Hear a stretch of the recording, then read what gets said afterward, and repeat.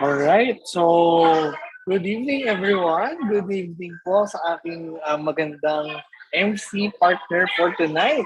And welcome to our Alpha TV. So magandang gabi, Miss Eli. So, hi Sergio, good evening po. So, good Ayan. evening everyone. Happy Friday night. So, before we start, allow me to introduce myself. I'm Melanie Madrigal, the ASLEX PH Academy Marketing Head, and welcome to Alpha TV, making you hashtag significantly better. So, hello to all our Team Zoom and Team YouTube viewers. Hi guys. Ayan. So, magandang gabi nga sir, Ma'am Eli. So I think nag-feedback ata Ma'am Eli. So I suggest can you mute your Zoom your YouTube siguro? Okay ba? Wala bang feedback? Hindi po ako naka-YouTube. Wait lang. Mukhang ako ata. Wait lang. So, anyway, balik tayo dito, no? And so ngayon, maganda yung topic natin ng Ella, no? Kasi we're talking about sustainable and entrepreneurship. Grabe, no? Napaka-diverse ng topic ngayon at napakagaling ng ating speaker for the night. So, sino ating speaker for tonight, Ma'am Ella? Can you introduce them to us? Sure, Sergio. So he is the CEO of Farmbox, a farmer, social entrepreneur, eco-business youth, A-list awardee, innovation practitioner of the year. He took up Bachelor of Science in Industrial Engineering year 2012 to 2017 in University of Batangas. So without further ado, let us all welcome our special guest for tonight, Engineer John Lester Mendoza. Yeah, welcome, Sir Lester. So Hello, long sir. time no Hello, see. ma'am. Good evening. Yeah, so magandang gabi po, Sir Lester. So, Sir Lester, di namin kakainin ang oras mo and the floor is now yours. No? So, guys, the attendance is after the talk. So, makinig po tayo, mag-take note. Baka magpakuwi si Sir Lester. Yeah. Sir Lester, salamat po sa mga taon namin our invite. So, good luck on it. Okay, so good evening, everyone. Okay, I know it's Friday at 7:30 p.m. So let just bear with me. This will be an interesting topic for today kasi currently we are very into sustainability nowadays. Businesses must contribute sustainability to further grow and still we can enjoy what we have by the next years. So my topic for today is sustainable entrepreneurship. Our question for today is that how can business contribute to sustainability? So to start, I have this picture here. It's a candle. So businesses are like candles. So I gusto ko siyang i-compare to a candle. So bakit? Kasi as we see light in our business, we are depleting our resources. Like just candle, it gives us light when we need it, but through time, it's depleting. So it's nababawasan siya through time. So ganun din for us, if our businesses are just if our businesses is just going on using all the resources that it has just to gain revenue or just to gain profit. Hindi ko sinasabi na businesses must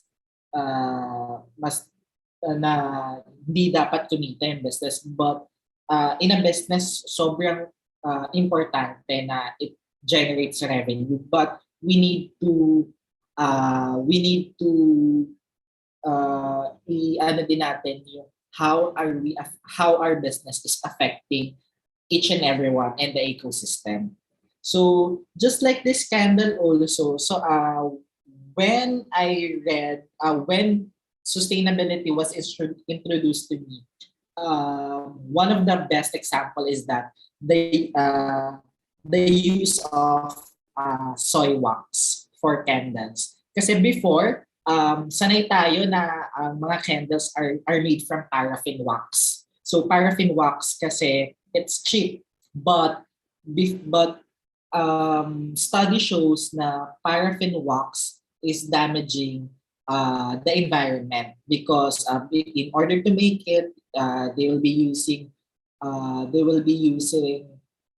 fossil fuels to produce the wax. But later on, when sustainability is entering the business or is entering to the minds of the people, they are introducing soy wax. Bakit soy wax? So it's the same wax then like paraffin. But what's the difference between soy and paraffin? So kasi soy, it came from plants, and plants, alam natin is we can regrow plants. So meaning yung ginagamit natin for that for creating the soy wax, we can pwede natin siyang palitan. So unlike dun sa paraffin wax which it really is a direct resource from the environment. So for that yun yung isa sa mga best example ng how sustainability is changing how we perceive yung mga binibili natin produkto and all. So before I start the main topics that we will be discussing, so this is my agenda. So first is let's define sustainability. Then second is why sustainability is very important. And third is how to do it. And I'll give you examples on how organizations, how businesses create sustainability on their products, services, or yun talaga yung business nila to create sustainability. Then last is how to get started. So before that, I just want to have this quote from Franz Lindelof, CEO of Skandia. So Skandia is an insurance company in Sweden.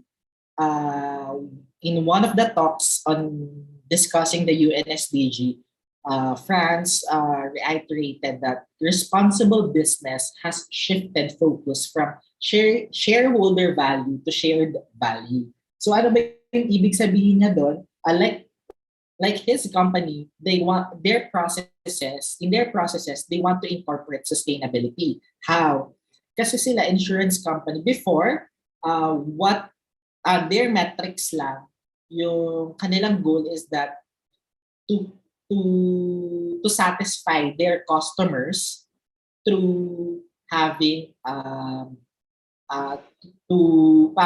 mas mapalaki yung insurance nila with their company. But parang for them kulang kasi so we satisfy our customer through the through activities natin in order to grow their money, but what is our impact or what is our difference from others? So that's why they reintroduced shared value on their processes. So they make sure that that the banks are investing, that the company Scandia is investing to the right company that is contributing to the to sustainable development goals by UN. So later on we'll be discussing ano ba yung UN SDG, and when it comes to sustainability, bakit laging nababanggit yung UN SDG.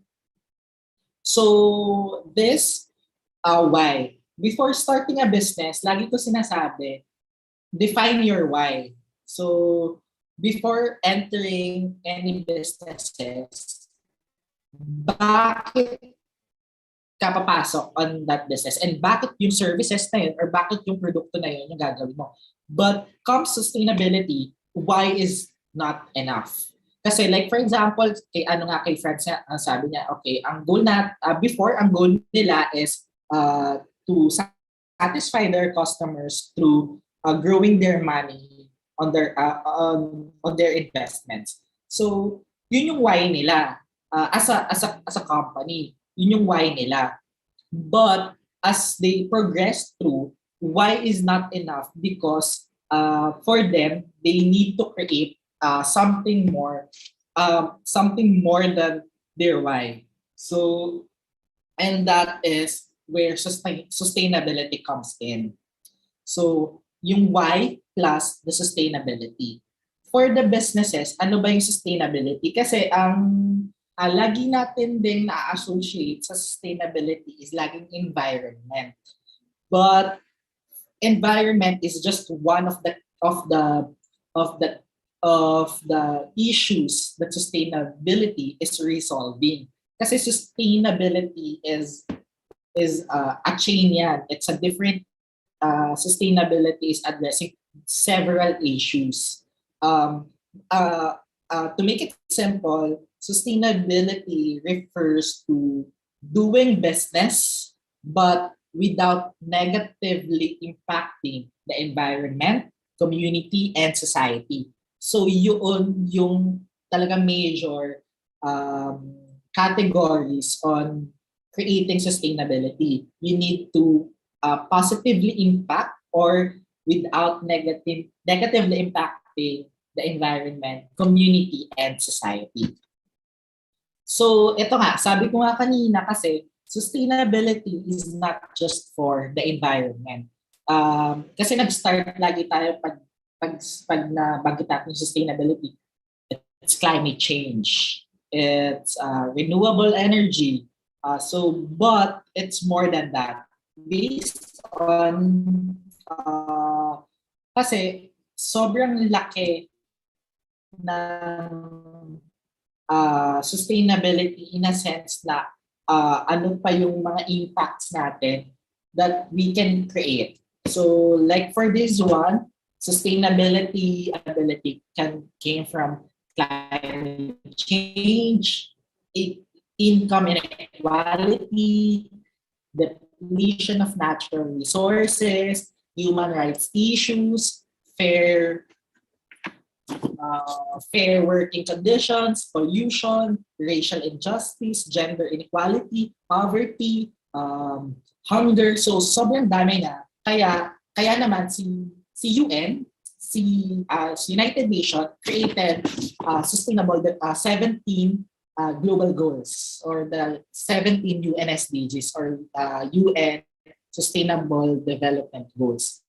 So what is this 17 Sustainable Development Goals? This alam din natin siya sa tawag na global goals. So in 2015, UN, United Nations had to come up with this because they need to call an action to end poverty. We need to protect the planet, and we need to ensure that by 2030, all people are enjoying or still enjoying what we have or still enjoying peace and prosperity. Kasi for this 17 SDGs kasi, like 1 is no poverty, 2, zero hunger, 3, good health and well-being, 4, quality education, and so on and so forth. Lahat kasi yan is interconnected. So lahat yan interconnected. Currently, we are still enjoying all the resources that we have. So come 2030, sabi nila there will be a shortage on food or there will be a food scarcity. Bakit? Kasi our soil is not nutrient filled anymore. We don't have enough farmers to plant crops. So next is by 2030, mas kokonti yung magiging employment. Tataas yung discrimination because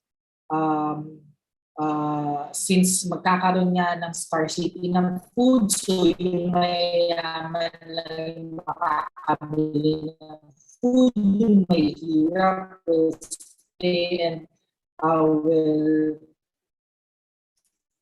just kakainin lang nila kung ano yung meron sila. So that will contribute to destroying the planet. Tapos there will be no peace and prosperity. So itong lahat nila ito is actionable goals to. So each sustainable development goals has its own action items wherein we need to accomplish that by the end of 2030 for us to succeed and still enjoy what we have. So bakit din siya mahalaga for us, for businesses, and bakit ko din siya dinidiscuss is that kasi para mas madali nating maunawaan or mas madali nating ma-incorporate yung sustainability on our business, mas maganda na you read this sustainable development goals and align your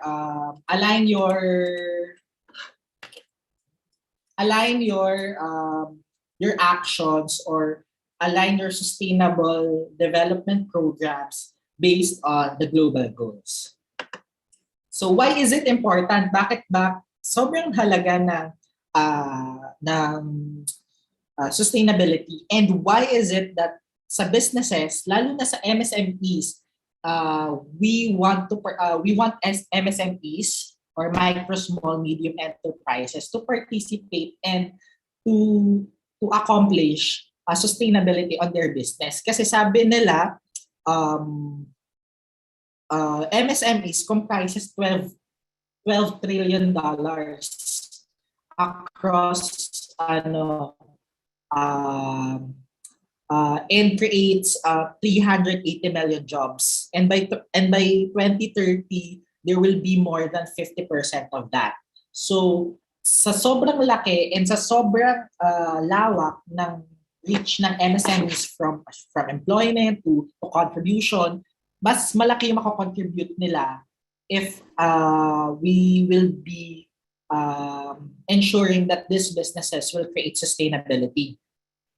Kasi for example, for us at Farmbox, we startup kami and we are practicing sustainability because first is that we are a social enterprise and we want to create an impact to the society, most especially to the farmers. Bakit? Kasi that's what when we resolve the problems of our farmers, the narratives of the farmers, we are also changing or we are also contributing na by 2030 there are still farmers that can feed us, that can provide food for our table, and that will contribute na we have enough food,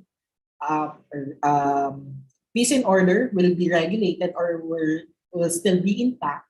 And what if there will be 20 or 50 more farm box in the Philippines? So that will really create an impact that to ensure that we will have food on the next few years. So for sustainability kasi, why is it important? Because one, nag-list ako ng 4 major benefits of sustainability. So one, finocus ko to on bakit kailangan talaga or ano yung pakikinabangan nyo kapag like kayo, like for students, and also if someone here is planning to go to create businesses, bakit ano yung magiging benefit sa inyo? Bakit kailangan ng sustainability? Nag-enter naman ako ng business para kumita ng pera. Well, that's the major goal, is to generate revenue. But by creating or by injecting sustainability on your business, you will be experiencing these benefits. Una, you'll be protecting your brand and mitigate risks. So for example, kasi for businesses, sobrang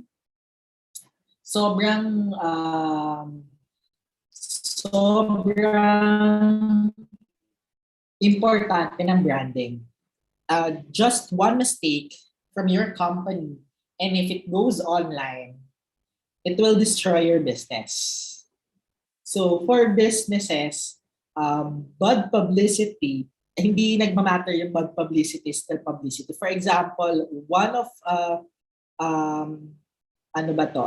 One of the businesses na natatandaan ko na nagkaroon ng issue on this one is that uh,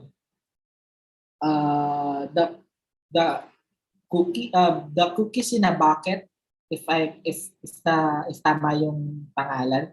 So there that's the founders of that company, nagkaroon sila ng issue on exploiting women, lalo na yung mga influencers na ginagamit nila on their businesses. And right now, ano na sila, because of the issue, it went online. Ngayon is, ano na sila, their sales are declining. So that's where dun sila nagkaroon ng mistake. So, but having sustainability in your business, injecting sustainability in your business, kung nagkaroon lang sila ng sustainability, because one of the sustainability din na one of the major issues din on sustainability na pwede nating ma-resolve is the ethical issue and protection on women and children.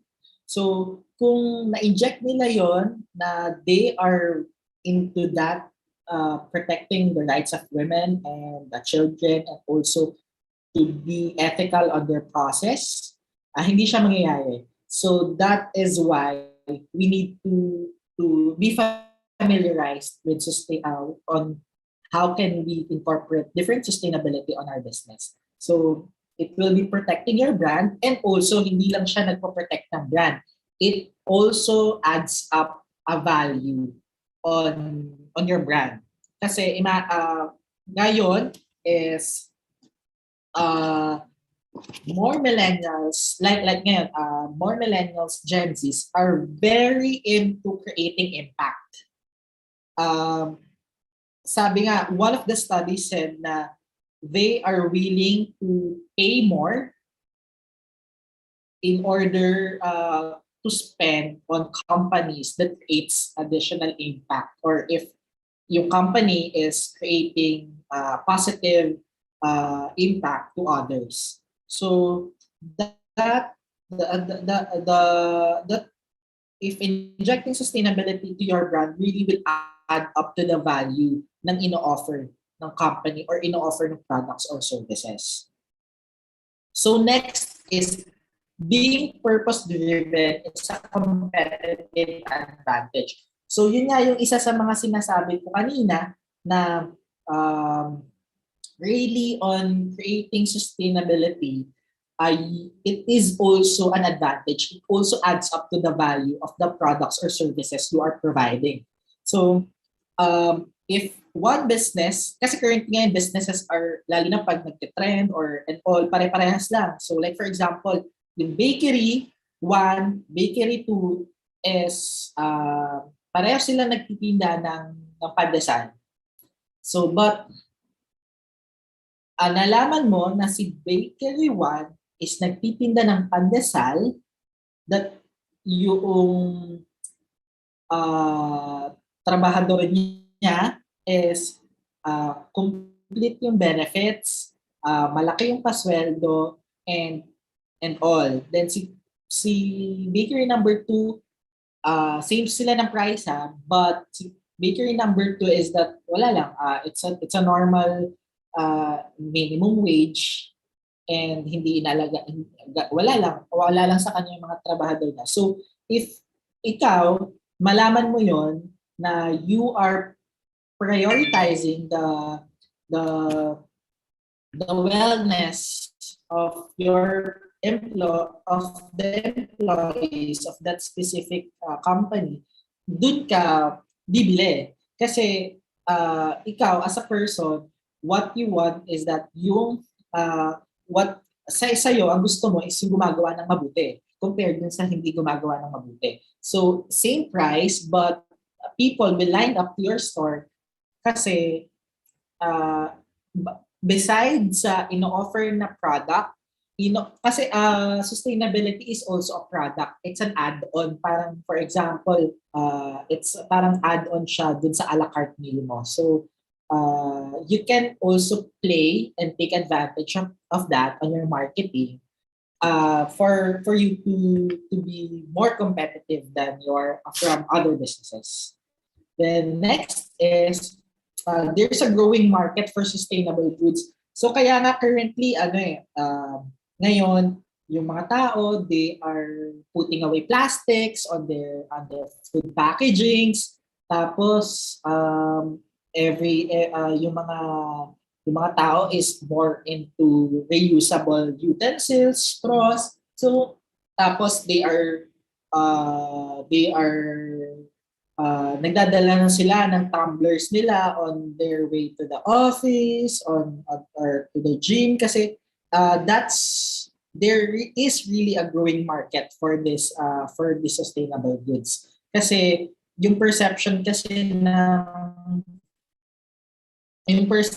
kasi ng mga tao, they are also equipped din na okay, so if lalo na yung mga nakikita din natin sa social media na yung sachet ng shampoo or mga straws is being stuck on the nose of a turtle. So, ikaw, as may influence ka din na, okay, yung paggamit pala ng plastic straw will affect the marine animals. So, ikaw, as a person din, pag nakita mo yun, you will be purchasing which will not damage. So, and also ngayon, really millennials, sila yung laging tina-target ng mga businesses or sila yung talagang main customers ngayon. Ang ginagawa, and millennials are known to, na may stand sila na in their life, they really want to create impact. So, lagi nila din tinatanong yung purpose nila, yung sense of nila, if I die today, what will be my impact, or what will ano yung iiwan ko. So, ganun mag-isip yung market. That's why sobrang nag-grow. It's like 400% yung naging growth ng sustainable goods na from before. So, it's injecting sustainability will not damage you as long as will not damage you really on cost and all, as long as it will it's really benefiting someone else, or it's benefiting the planet, the environment, and the society. Last is cooperative action can drive change. What we really want is that if you're injecting sustainability, susunod yung ibang businesses. Like kaya bigla din nagsumputan yung mga different businesses na gumagawa ng sustainability. Yung action ng isa can also drive another sustainability action.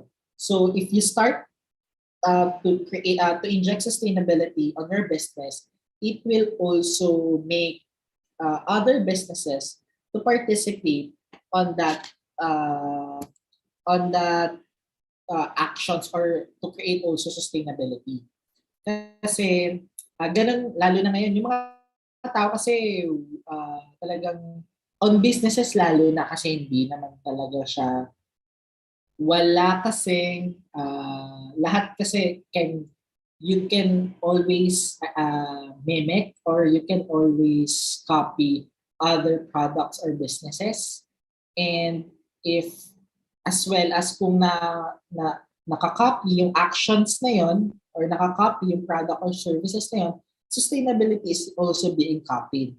And ikaw as a business, if you are creating sustainability, yung mga customers mo also is participating on that sustainability. So hindi na lang ikaw yung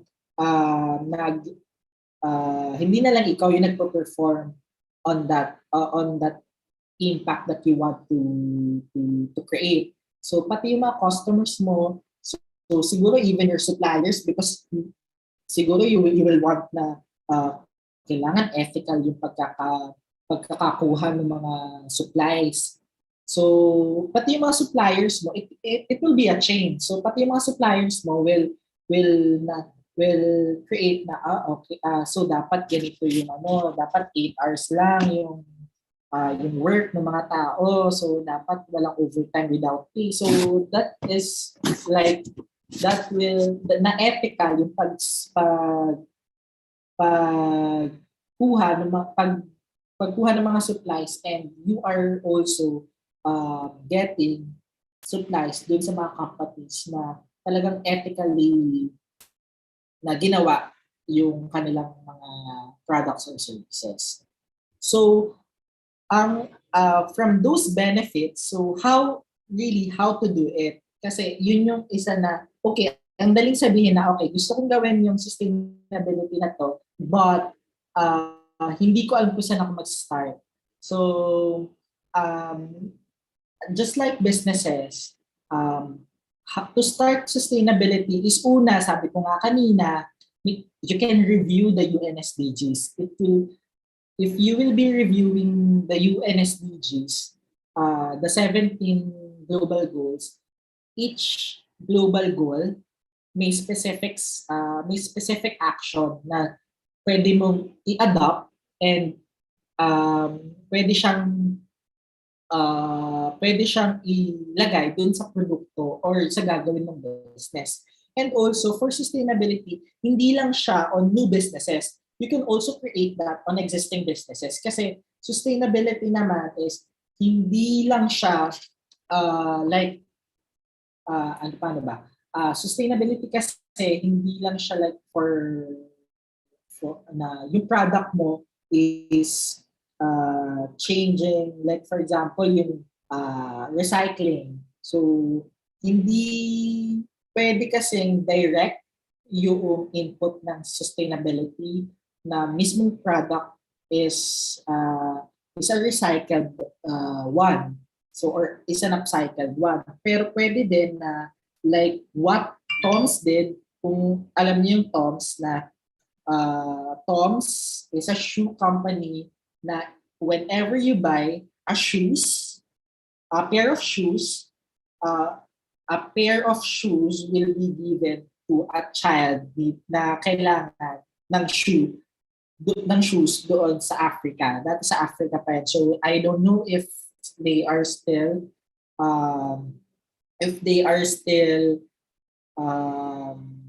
doon pa din yung binibigay nilang shoes, but yun yung So every time na bibili ka ng shoes sa kanila, may ibibigay silang shoes doon sa bata, doon sa Africa. So pwede ganun yung sustainability.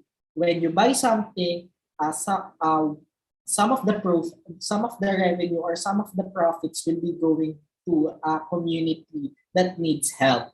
So pwedeng ganun, or pwede naman na like yung mga plastic bottles is being made or being recycled to a brick. So yun talaga direct na yung mga bottles na dapat sa waste na siya, you are upcycling and creating a brick to build a house or anything. So may nakita nga ako one time is that Pen Shop, I think Pen Shop has this cloth na gawa siya sa plastic. So yun, it's one of the ways ng mga corporates to participate and create sustainability. So yung iba nilang, and also nakakita rin ako sa Watson, like sa Colgate pala. So yung brush na ginagamit nila, the handle, nakalagay doon, it came from 100% came from plastic bottles. So ganun yung ibang ginagawa na sustainable, directly changing or directly attacking yung kung ano yung nakakagawa ng issue when it comes to sustainability. So dito, nabanggit ko din kanina na for you to that is shareholder of value yung mga businesses. So how to do it is kailangan align ka din sa Venn diagram na to. na kailangan shared value din, shared value opportunity siya. Kailangan you do well at you do good. So ito dapat is balance sila both. Bakit? Kasi you do well, your business, since business ka, you need to create money. Kasi if not, then you'll be siguro an NGO or a charity. But if you're a business, for you to survive, you need to create revenue or you need to generate revenue. So, but if injecting sustainability and making it a shared value, you need to do good. You make social impact and environmental impact. Isa sa mga, before I start Farmbox, ang gusto ko lang nun is, okay, I want to help the farmers. So, this and that, so yan, nilatag ko lang, okay, ito yung mga activities, ito yung business model and all. And it really is, that walang masama on doing good. But, before, if yung business mo will go bankrupt on the next few years, paano mo pa magagawa yung sustainability na gusto mo or yung impact na gusto mo for the farmers or for your customers or users? So, para ma-sustain mo din yung ginagawa mong impact, you also need to create money kasi siya yung fuel, siya yung magdadrive ng impact mo. So, isipin, baka kasi mamaya, okay, gusto ko lang magkaroon ng impact. Baka sa gusto mong magka-impact, lugi na yung pagtinda mo doon sa, like for example, the bricks from plastic bottles. So yung cost mo is for 500 pesos, but binebenta mo lang siya to 400 pesos. So your business is malulugi yung business and eventually it will stop and the impact that you're creating will also stop. So kaya kailangan there's a balance between doing well and doing good or making money and making an impact. So ito, in the next few slides, it's examples na sustainability. So I'll be introducing some startups on how they are also creating sustainability on their own. So unang-una is sustainability programs by big corporations. So pinakatanda ko to when I though ito hindi ko alam. So siguro there's may mali dun sa marketing before but or hindi ako aware, but when nung nag-training ako sa Unilever Philippines, we had a day in Unilever Philippines and inawardan sila ng sustainability award for their action or their mission doon sa sachet recovery program. So before, tanda-tanda ko noon, if you buy a surf sachet, if you buy surf sachet, may ano yun, may libreng load. So you'll just have to submit those sachets sa Cebuana Luwilier and that will be converted to load. So dati hindi pa uso nun yung sobrang digital. So kailangan punta mo talaga din sa Cebuana and all. Tapos yung Cebuana yung magbibigay sa'yo ng load. Ganon. So yung pala, it's not just pagkabigay mo nung sachet, bibigyan ka ng load, tapos na. But what they are doing is that they are converting those sachets to these bricks. And these bricks will be used to build classrooms. So, since aminado naman sila na they are one of the key contributors of plastics in the ocean or on the environment, so they are creating something to lessen, not to eliminate, but to lessen yung outputs ng mga actions nila. So, from those sachets na binabalik sa Cebuana Luwilier, they are creating these bricks and building classrooms. So that's one something na talaga tumatak sa akin when we got the train to Unilever. So next is sustainability. Sabi ko nga may iba't ibang mukha. So pwedeng different categories or different yung approach natin on sustainability. Like for example, this startup, Magway, sa environment, yung sustainability on environment. So si Magway, kino-convert nila yung plastic bottles and nire-recycle nila to create towels.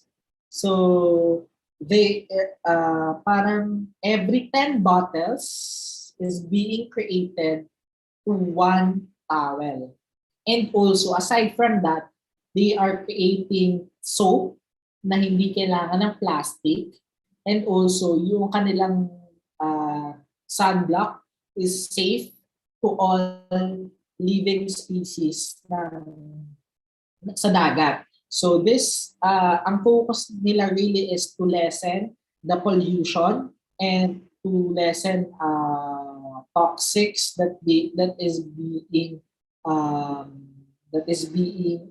that's going to the ocean, or that will be affecting the living species there.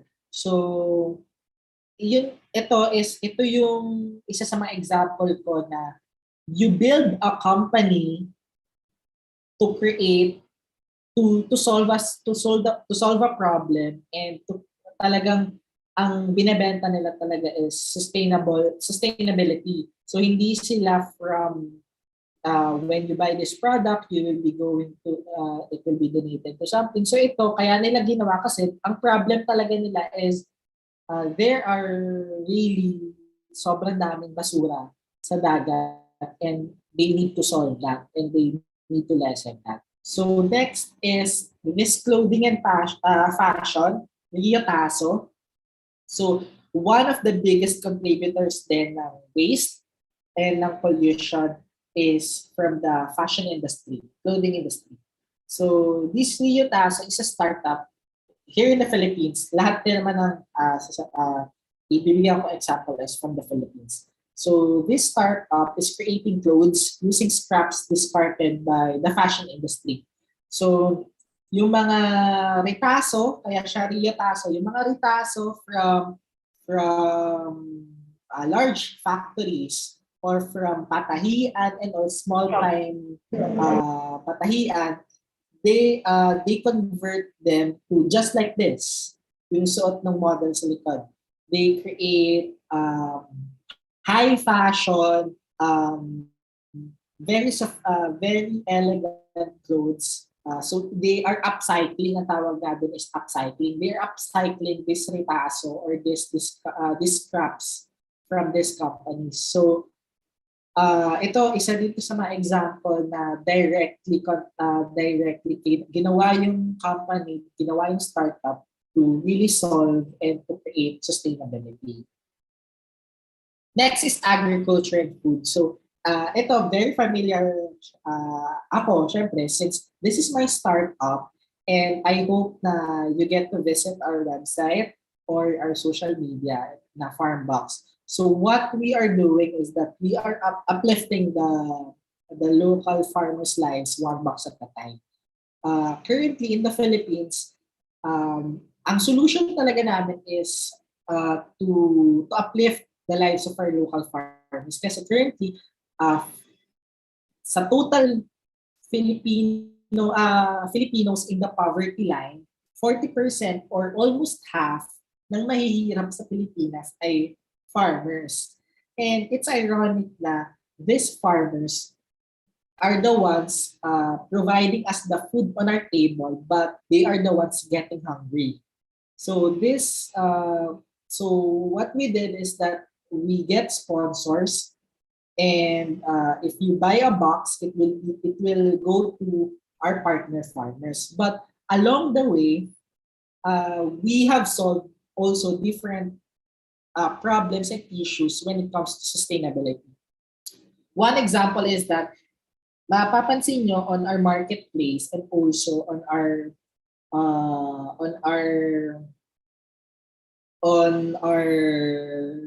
operations na marketplace, on the produce of the farmers, it's being dispatch batch by batch. Bakit siya batch by batch and in bulk? Kasi we want to lessen our carbon footprint. So if we will be delivering it on a scheduled basis, so isang larga lang from our hubs to our customers. So in that way, we are also helping our farmers, but hindi kasi namin maiwasan na there will be carbon footprint. But what we did is to lessen our carbon footprint. And also, yung mga restaurants or yung mga customers namin na need ng produce will be partnered with the nearest farmer kung nasaan yung customer niyan para mas konti din yung travel time and logistics. For us, since wala kaming brick and mortar on that, tipid sa amin kasi wala kaming warehouse na binabayaran, wala kaming utilities, wala kaming maintenance of the site. But what we are doing is that directly na pumupunta yung mga produce to the farm to our customers. And also one thing is that we are partnering to MSMEs. Like before, ang plan pa namin is to create a hub wherein all our supplies will come from one place. Pero since different communities ngayon tinutulungan namin, we are present into different municipalities and communities. It's very sobrang inefficient siya for us kasi magta-travel back and forth yung trucks.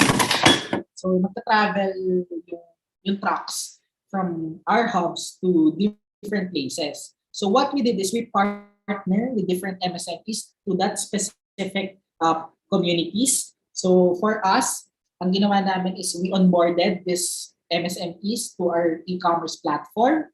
And from that, nasusupplyan niya yung mga farmers namin as well as binigyan din namin ng additional income, additional platform yung mga MSMEs of agricultural supplies to have another platform to sell their produce to sell their supplies.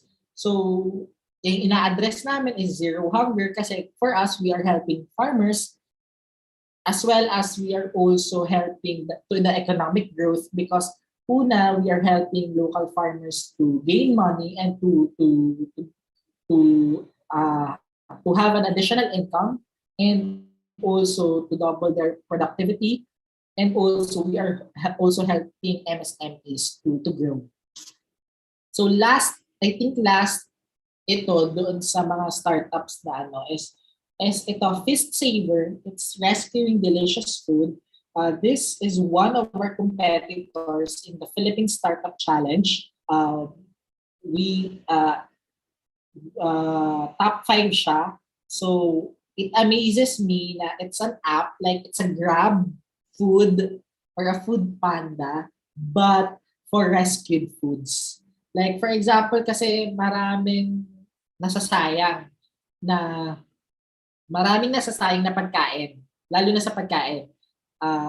Yung mga MSMEs and also the companies. So this app, what they are doing is that if hindi mo na ibebenta kinabukasan yung food na yan because it's still in a good quality but hindi na siya since protocol niya is do not sell it because it's a food from yesterday or alam mo na magiging food waste na siya, hindi na siya mabebenta. You can upload it to this app. You can register your business here and upload your food na alam mong mapupunta sa waste and there will be actually may mga customers here na talagang binibili just to donate it to dun sa mga tao na that's getting hungry. So isa to sa mga talaga I was amazed by this startup kasi it also lessened yung food waste na in-incur ng mga businesses. So from that all, sobrang dami pa, halos lahat ng mga startups ngayon is creating an impact or injecting sustainability on their solutions. Kasi currently kasi wala na din tayong choice kundi to adopt sustainability kasi tayo din yung magsasuffer in the next few years because our resources is not adding up or it's not doubling but yung consumption natin and also yung production natin is lalong tumataas. So parang hindi siya nagbabalanse. So yung mga ano ngayon, so yung mga businesses, what we really want is to help each other and create sustainability together. So how to get started? Paano ka ba magsisimula? So unang-una, for sustainability kasi, you can start with using sustainable product materials. So for example, ito nga, yung mga straws, hindi na tayo gumagamit ng mga styrofoam on coffee cups. Tapos some of our yung mga toothbrushes is recycled from plastic bottles and so kasi isa ito sa mga yung mga sasabihin ko kasi siya yung mga simple way on how to create to inject sustainability. If like ikaw existing na yung business mo like and also like if may mga students dito na they are going through their feasibility study, you might as well think na yung products nyo can contribute to sustainability or you can inject sustainability because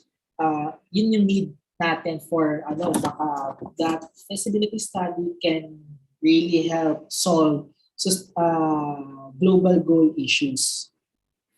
So next is use eco-friendly packaging. So yeah, currently before yung mga farmers namin sanay sila na sa plastic nilalagay yung mga produce nila. But when we enter, pinag-provide kami ng mga carton boxes. It's used carton boxes and unused carton boxes na instead of using plastics, we want them to use eco-friendly boxes para we cannot contribute to plastic waste anymore. So maybe if you have a business na kung ikaw ngayon gumagamit ka ng plastic, might as well change your packaging or if you were planning a business, siguro kasi currently ngayon marami ng we can source out so many packagings through different sources na alam mo eco-friendly. So kasi currently meron akong na-receive ng mga like which I want na sana i-adopt ni Lazada or ni Shopee kasi currently they are using plastic on their packagings. So may na-receive ako one time, plastic siya. Plastic yung feel niya but it's made from corn and cassava. So and in due time it will decompose. And it will decompose. So, hindi siya katulad ng plastic talaga na. But, yung feel ko talaga sa kanya, plastic and sobrang lambot niya. Which is, hindi din siya madaling masira. So, ayun, yung isa sa mga currently na napapansin ko na ngayon. Like, itong nasa likod nito, instead na bubble wrap yung ginamit nila, it's like parang a paper na can easily decompose. So they are switching from plastic bubble wraps to this kind of pan wrapping to protect the products or the products. So next is store your products and make your office use sustainable facilities. So pwedeng gawin mo if you have an office or if you're using to store your products, you might as well consider yung mga nire-rent natin or yung mga offices na is it using renewable energy or like solar energy or yung ginagamit ng ilaw on that specific office is LED light. So kung hindi, palitan natin to LED lights. So So, and also yung mga appliances ba natin is inverter na siya and all. So parang in those simple steps, you can also contribute dun sa sustainability on your business. Also, next is use green delivery method. So it also includes yung packaging also, and also if the delivery method is siguro kung available na yung electric, currently sa Manila may mga electric vehicles na. So if it's using electric or yun nga, katulad nung pwedeng scheduling yung pag-deliver for them to lessen the carbon footprint that they are na na na-incur nila when every time they deliver. And next is involve your employees or your customers. Kasi if hindi lang sapat na okay, you're creating sustainability, but as a leader and as a leader, you need to also involve or you need to influence. Hindi naman siya kailangan i-print. So, wag mo na i-print. So, if it's like ngayon, sobrang digital na tayo. If it's not necessary, don't print it. And also, for your customers, involve them also. Kasi sabi nga natin kanina, injecting sustainability on your products or services is also an advantage for your is also a competitive advantage. It's an add-on value to your products or services. So might as well yung customers aware sila para the next time din na maghahanap sila ng same product or different product, iisipin na din nila, is it ethically sourced, or is it damaging the environment, or is your business creating positive impact? So it will flow and it will be passed on to generations or people from people na, and it will spark an action for sustainability.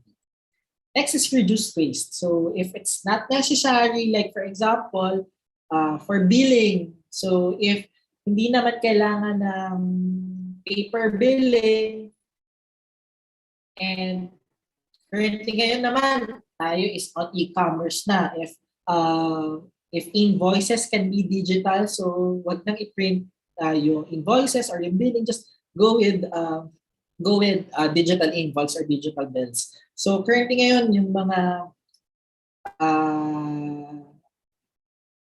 globe, mga telecoms, most of them is hindi na, and also credit cards, hindi na sila nagsasend ng mga bills on paper.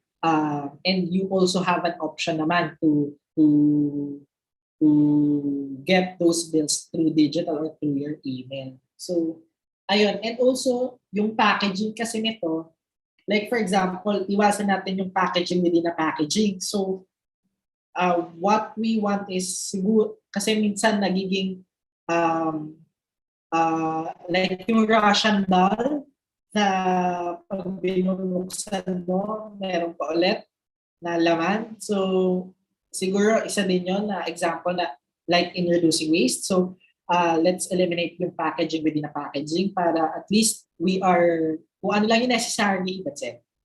Then make charitable or social contribution.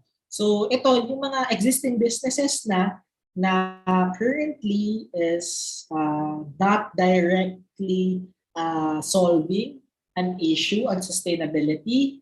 So might as well make charitable or social contribution. Like for us, we are directly helping local farmers, and like doon nga sa nasabi ko kanina, kay Toms, they are helping children to have their own shoes when you buy one. So pwede ikabit nyo lang siya sa product nyo to create an impact socially. It's either on people, on environment, or on society. So sustainability doesn't mean sacrificing profits or putting success on the back burner. So sabi ko nga kanina, yes, we need to also address sustainability, but it doesn't mean na kailangan i-sacrifice natin yung revenue. So kailangan may revenue pa rin tayo at the end of the day kasi if we really want to attain an impact or we want to achieve an impact, hindi natin siya magagawa kung hindi naman kumikita yung business natin. So siguro if you know na masasacrifice yung profit mo to create the sustainability, medyo siguro maging creative tayo on thinking what other sustainability actions na kailangan natin gawin para at least we can contribute to something good or to create positive impact. So I just want to end this with this line from Natalie Portman na the future is all of us. We need to add seats to the table. We're not taking away seats. We need to include everyone because this is for the betterment of everyone's world. So lahat tayo, it's our future also. It's our planet. It's our home. So it's our planet. It's our home. So what we need is to influence more people, influence more organizations, influence more businesses to join us in creating positive impacts because it's really for us to still enjoy what we are enjoying today. So for us naman, isa din sa advice ko is that don't take grand steps towards sustainability. Pwede tayo mag-start into small ways like yung nabanggit ko kanina ng mga how to get started. It's really small steps but through time you will get there and those small steps can influence and you can be joined to create more steps for sustainability. So I think that's it. So if you have also questions, I'm open. Here's my contact number, contact email, and here's my email address. And also if you want to connect to LinkedIn, so you can also send me a connection on LinkedIn.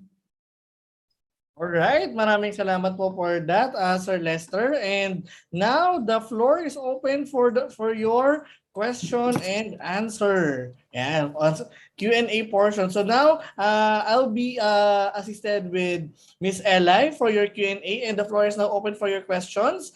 And we have Team YouTube also, no, and Team Zoom. So open na po ang ating floor for questions for Sir Lester. Ma'am Eli. All right. Thank you so much, Sergio. So thank you so much din for Engineer Lester Mendoza for your wonderful talk tonight. Personally, I learned a lot. By the way, I also have a startup business which support UNSG. Kaya I'm excited din po with this topic. And I want to commend you po, Engineer Lester. I was very inspired po on your talk. So ayan, habang wala pa po tayong question, ayan, I just want to highlight po one of the phrase you said earlier, that sustainability is a chain. Sustainability is doing business with direct effect on the environment and society instead of harming it. Kasi di ba maraming business na nakaka-harm ng environment, pero sustainability business is different, di ba? So ayan, wala pa rin po tayong questions. So, Sir Lester, can you share with us that you realize that your business or your direction is towards sustainability? What made you realize for that?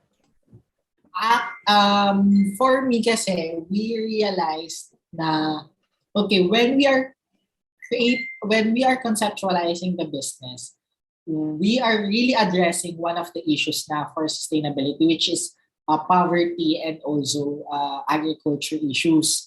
But along the way, we really learned a lot kasi that's one of the issues talaga. Kasi ako, sobrang lapit sa akin nung startup ko, which is Farmbox. Kasi I came from the family of farmers. So I know the struggle ng mga farmers. But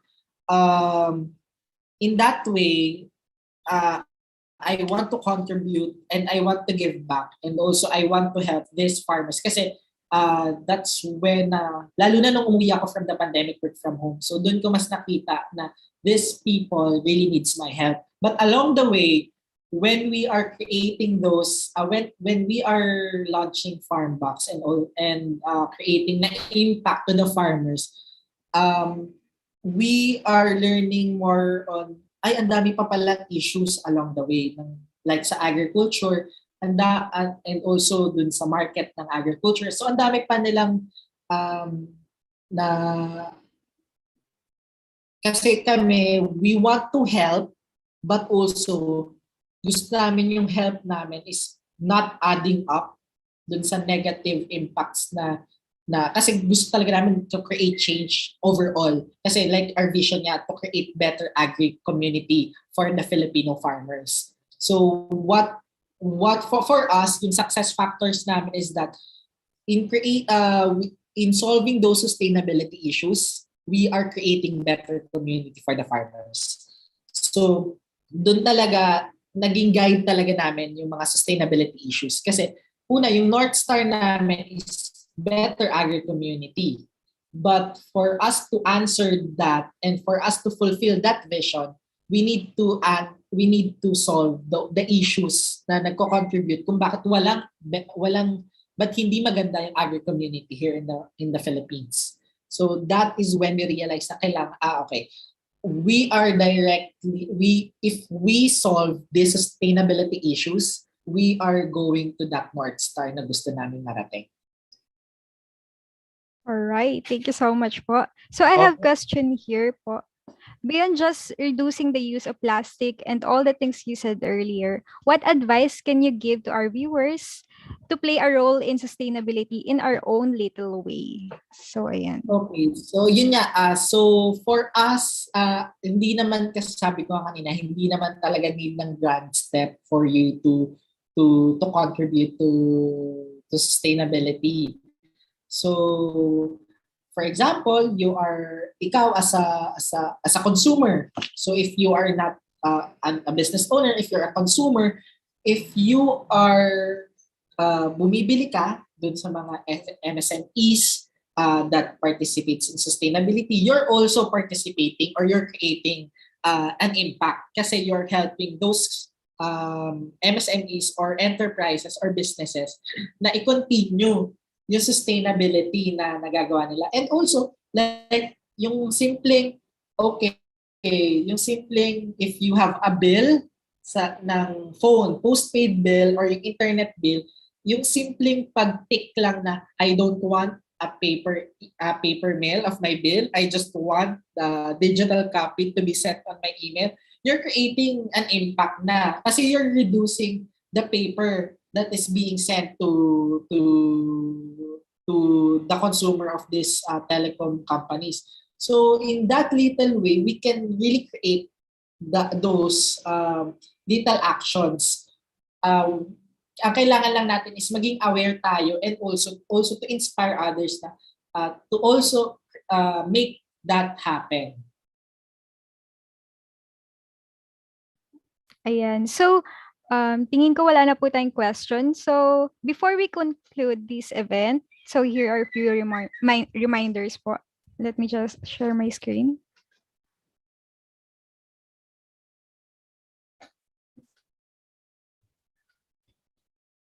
Ayan. Visible na po ba ang ating screen? Yes, Ms. Ella, no? So thank you also, Sir Lester, for sharing your personal experiences and tips for those people who wanted to pursue sustainability as well as e-farming, no? Napakagandang topic kasi ngayon, and I think it's a win-win solution for everybody, no? So taking one step at a time towards sustainability. So I guess marami pa tayong matutunan on the next Alpha TV sessions. So here's now Miss Ella to present to you the attendance for the link. So Sir Lester, if may gagawin pa kayo, it's okay to leave, and ayun po, we'll just be announcing the future trainings for us. Salamat po, Sir Lester, for Salamat so po. much. Thank you. Thank you very much, Ms. Eli. The floor is now yours.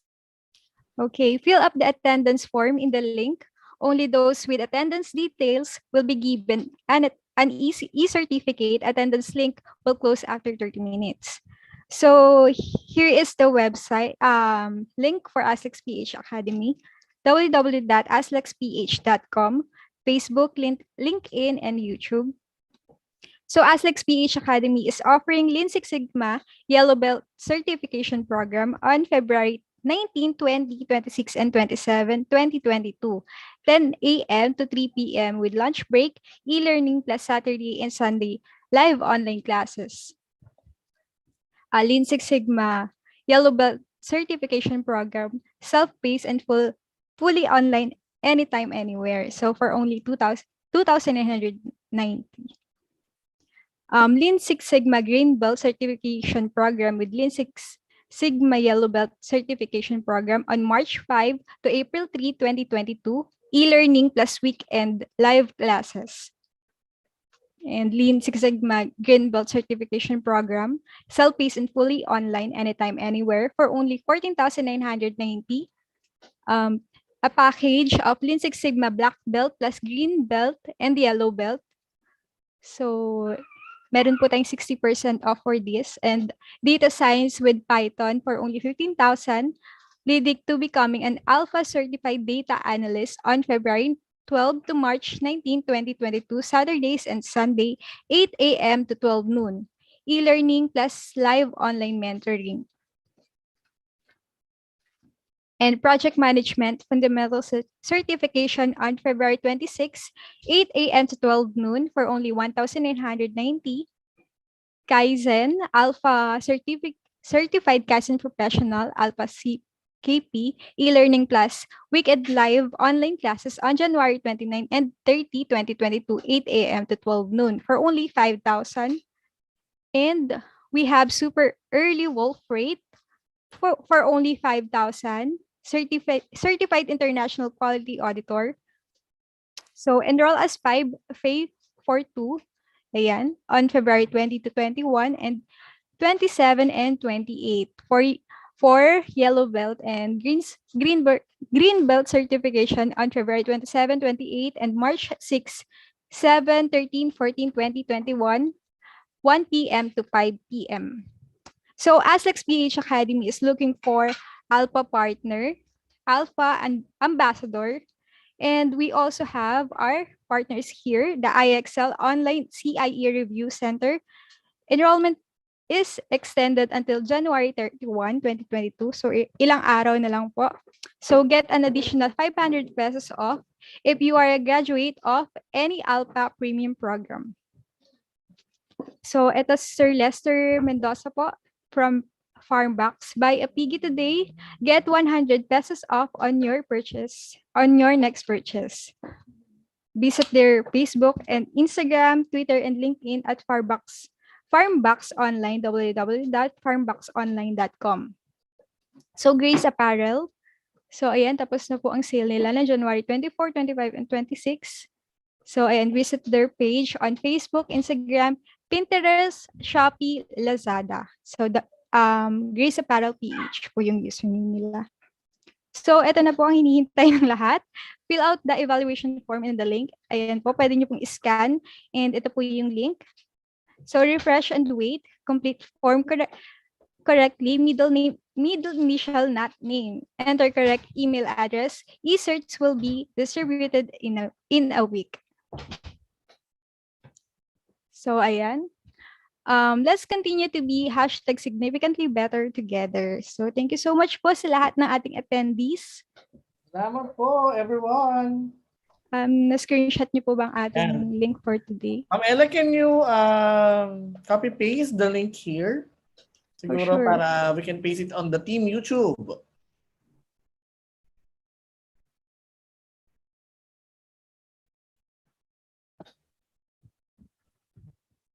Okay, I will just stop my share na po. PM mo ako if gusto mo mag-aral ulit.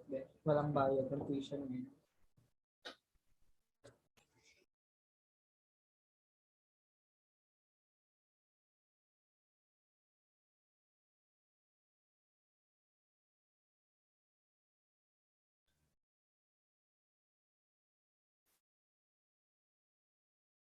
Ayan. So, here's the link. So, maraming salamat, Ma'am Ella. Maraming salamat, Team YouTube and Team Zoom sa patuloy na pagsuporta sa ating Alpha TV.